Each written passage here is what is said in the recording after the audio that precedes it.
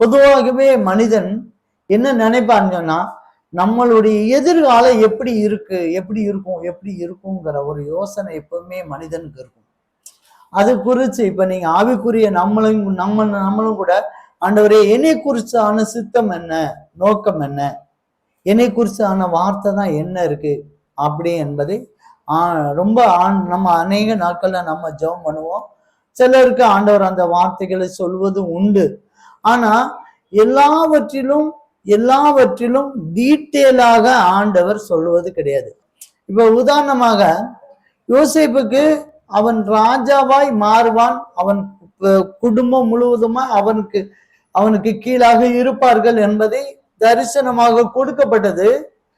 ஆனா அவன் எப்படி இந்த மாதிரி எகிப்துக்கு போவான், போத்திபார் வீட்டுக்கு போவான், சிறைச்சாலை போவான், அங்க அந்த கனவுக்கு அர்த்தம் சொல்லுவான், அதுல இருந்து ஆண்டவர் உயர்த்துவார் என்று ஒரு பிளான யோசேப்புக்கு கொடுக்கல. உயர்த்தி வைப்பார் அப்படிங்கிறத ஒரு வார்த்தையை கொடுத்துட்டார். ஆண்டவர் சகலத்தையும் அதின் காலத்திலே நேர்த்தியாய் செய்கிற தேவன் ஒவ்வொரு காலத்துல செய்யக்கூடிய காரியத்தை ஆண்டவர் நம்மகிட்ட ப்ரீ பிளான செல்றதும் இல்லை, அதை நம்ம அறிய முடியவும் கிடையாது. ஏன்னா அவர் அனந்த ஞானம் உள்ளவர், அவர் யோசனையில் பெரியவர், அவர் ஆலோசனையில் ஆச்சரியம் உள்ளவர்.